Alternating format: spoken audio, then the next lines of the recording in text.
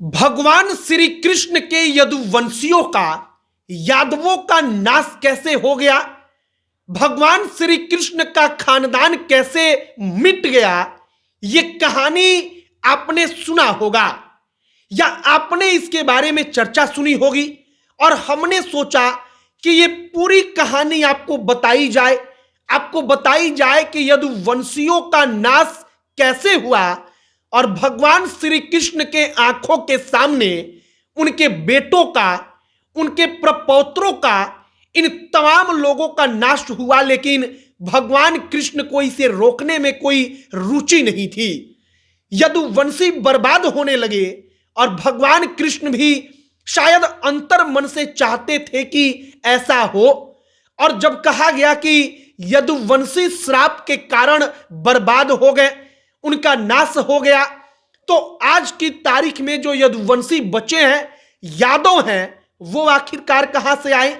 हमने सोचा कि ये पूरी कहानी आप तक पहुंचाई जाए और अब आगे आपको हम इसकी पूरी कहानी सुनाएंगे भगवान श्री कृष्ण के खानदान के बर्बाद होने की। बाकी नमस्कार, हमारा नाम मोहित कुमार सिंह है और अब आइए वापस इस कहानी पर। सबसे पहले हमें समझना होगा कि यदुवंशी जो है, यदुवंशियों का एक शाखा है यादव, ना कि यादव पूरा का पूरा यदुवंशी है।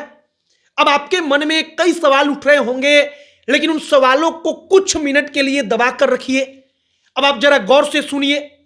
जो मथुरा है, वो मथुरा अंधक संघ की राजधानी थी।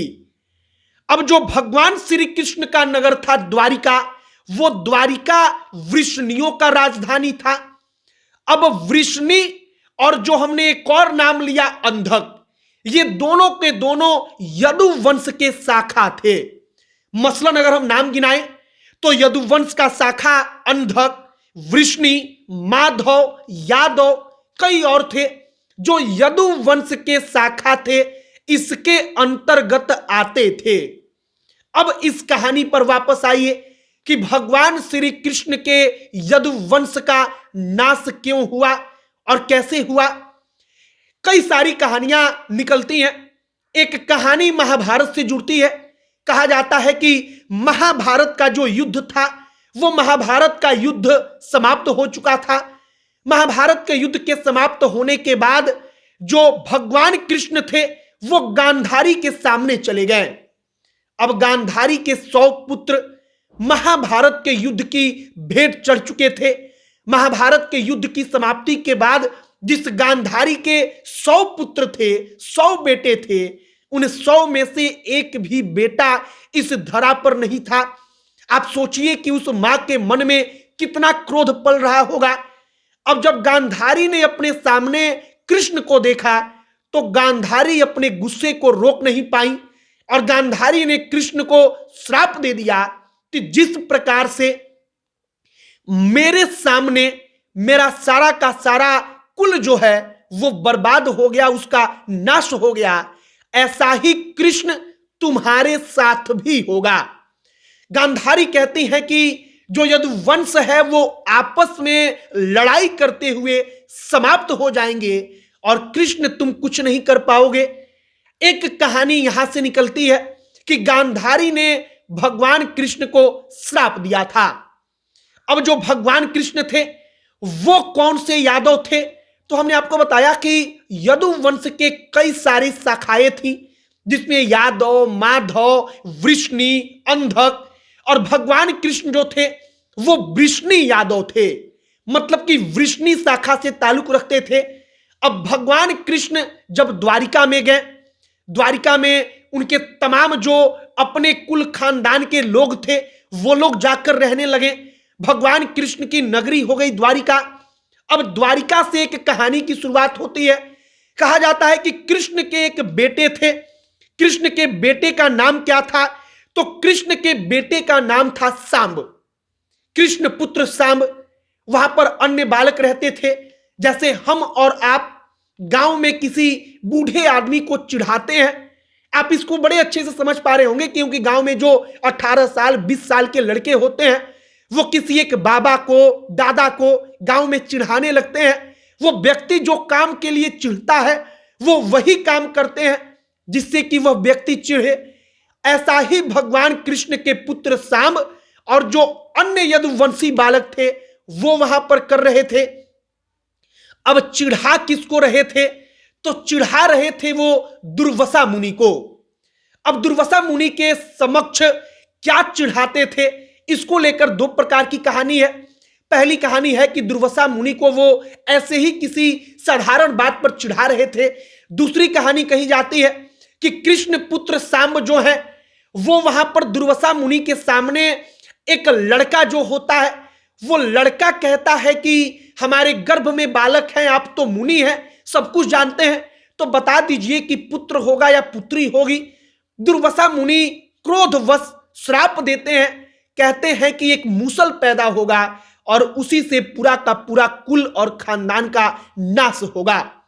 तत्काल वहां पर जब लड़के देखते हैं तो जिस लड़के के पेट के अंदर उन्होंने कपड़ा वगैरह ठूसकर उसका पेट खेलने के लिए, चिढ़ाने के लिए फुलाया था, उसमें से एक मूसल निकलता है। अब वो मूसल लेकर अन्य लोगों के पास जाते हैं, वहां पर जाकर बताते हैं कि दुर्वासा मुनि ने श्राप दिया और इसके बाद ये मूसल आया है। अब वहां पर लोगों ने कहा कि इसको घिसो, तब तक घिसो जब तक कि ये एकदम पाउडर के जैसा ना हो जाए, इसका चूर्ण एकदम बना दो। और उसके बाद उन्होंने उसको घिस घिस कर समुद्र में फेंक दिया। सबसे आखिरी का हिस्सा जो छोटा सा था वो बच गया। अब आप भी कुछ जब घिसेंगे तो एकदम आखिरी का छोटा सा हिस्सा नहीं घिस पाया जाता है, वो उतना बच ही जाता है। तो उन्होंने उसको उठाकर भी समुद्र में फेंक दिया। अब जो आखिरी का हिस्सा बचा था उसको एक मछली भोजन समझकर खा गई, वो चला गया मछली के पेट में। और बाकी का जिसका इन्होंने चूर्ण बनाकर समुद्र में फेंक दिया उसके जगह पर हरा हरा घास निकल आया। अब यहीं से कहानी शुरू होती है। कहा जाता है कि मछली ने जो आखिरी का हिस्सा खा लिया था वह मछली मछुआरों के द्वारा पकड़ी गई। उस मछली को एक बहेलिया खरीद कर लेकर जाता है। वह जब मछली का पेट के अंदर खाने के लिए उसको फाड़ता है तो देखता है कि यह तो कुछ लोहे का धातु है। वह सोचता है कि इसको अगर बाण के नोक पर लगा लेंगे तो बड़ा नुकीला होगा। वह उसको नुकीला बनाकर अपने बाण के नोक पर लगा लेता है और इसके बाद वो बहेलिया था, मतलब कि वो चिड़िया वगैरह को पकड़ता था। अब इस कहानी को थोड़ी देर के लिए यहां पर रोकते हैं, दूसरी कहानी पर आते हैं कि जो बाकी का घास उग चुका था उसका क्या हुआ। बताया जाता है कि कृष्ण के बेटों में जो अन्य यदुवंशी वहां पर थे उनके अंदर किसी बात को लेकर विवाद हुआ। वे घास को उठाकर जब मारते थे तो वो घास मानो तलवार हो जाता था और इस प्रकार से उसका चोट होता था। और इसी प्रकार से आपस की लड़ाई में कृष्ण के आंखों के सामने उनके कई सारे पुत्र, उनके सगे संबंधी, उनके अपने कुल खानदान के लोग खत्म होने लगे। चूंकि भगवान कृष्ण को पता था कि उनको क्या करना है, कैसे करना है, तो उनको इसे रोकने में कोई रुचि नहीं थी। उन्होंने इसे रोकने का प्रयास नहीं किया, क्योंकि अगर वो रोकने का प्रयास करते तो वो भगवान थे, रोक सकते थे। लेकिन कहा गया कि उन्होंने ऐसा होने दिया। अब भगवान कृष्ण कैसे इस धरा को छोड़कर वापस से बैकुंठ गए, अपने धाम गए, उसकी कहानी सुनिए। भगवान कृष्ण एक जगह पर बैठे हुए थे, उनका पैर कहीं से पेड़ वगैरह से लटका हुआ दिखाई दे रहा था। जो बहेलिया अपने बाण के ऊपर उस धातु को लगाता है वह शिकार करने के लिए जंगल गया था। वह छुप कर देखता है तो वो भगवान कृष्ण के पैर को देखकर, जिस पर सूरज की लालिमा पड़ रही थी, वह समझता है कि कोई हिरन है या कोई बड़ा प्यारा पक्षी है।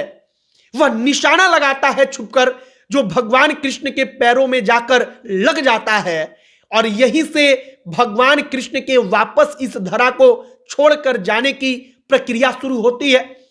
अब जो बहेलिया था, उस बहेलिया के बारे में भी कथा है कि वह बहेलिया जब रामायण का काल था और भगवान विष्णु राम बनकर आए थे, तब वही बहेलिया बाली था और बाली को भगवान राम ने ऐसे ही युद्ध में पराजित किया था।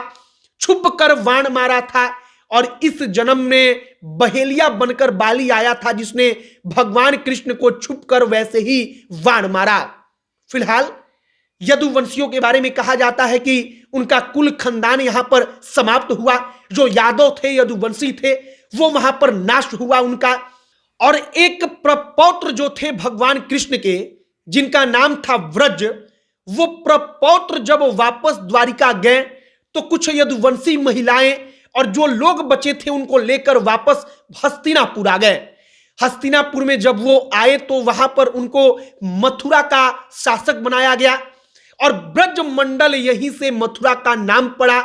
और कहा जाता है कि द्वारिका के आखिरी शासक भी भगवान कृष्ण के वही प्रपौत्र जो थे वज्र, वो थे। बाकी ये कहानी भगवान कृष्ण और भगवान कृष्ण के यदुवंशियों के नाश का। अब इसको लेकर अन्य कई प्रकार की कहानियां हैं। अगर आप चाहते हैं कि वो तमाम कहानियां एक एक करके हम आप तक पहुंचाएं तो आप कमेंट बॉक्स में लिखकर बताइएगा। बाकी अगर कहानी में कोई गलती हो तो उसे कमेंट बॉक्स में लिखकर बताइएगा। अब अंत में हमारा परिचय, हमारा नाम मोहित कुमार सिंह है। बहुत बहुत धन्यवाद।